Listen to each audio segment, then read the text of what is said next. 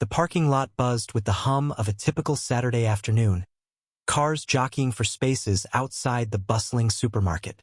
Karen, a woman hardened by years of perceived slights, gripped her shopping cart with white-knuckled fury.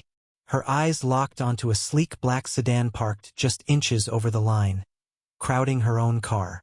To Karen, this wasn't just bad parking, it was a personal affront, a deliberate jab at her already frayed patience. She didn't hesitate.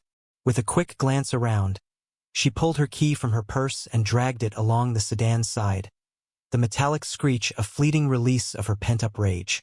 Across the lot, Jake, the sedan's owner, froze mid-step, his grocery bag slipping slightly in his hands.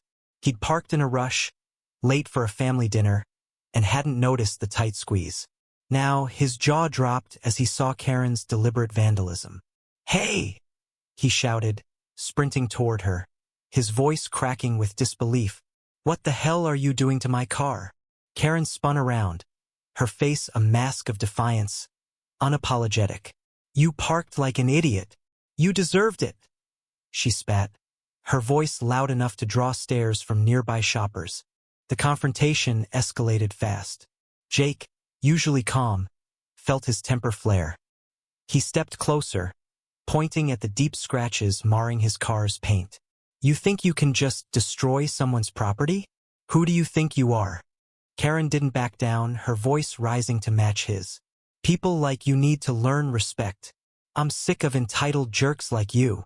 The air crackled with their mutual fury, bystanders whispering, some filming on their phones. Neither noticed the police cruiser parked discreetly at the lot's edge, where Officer Daniels had been watching the entire scene unfold. Daniels approached, his boots crunching on the asphalt, his presence unnoticed until he spoke. "Ma'am, step away from the vehicle." Karen's bravado faltered, her key slipping from her hand to the ground. Jake, still fuming, turned to the officer, explaining the damage. Karen stammered. "He parked so close I couldn't even open my door." But Daniel's expression was unyielding. "I saw everything," he said, his voice calm but firm. "Vandalism's a crime, ma'am."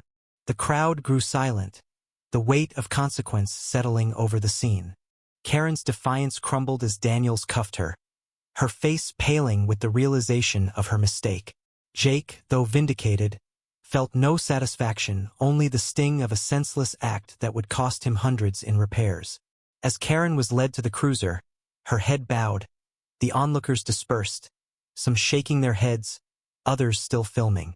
The scratches on Jake's car glinted in the sunlight, a stark reminder of a fleeting moment of rage with lasting consequences. In that parking lot, a single act of anger unraveled into regret, exposing the fragility of civility.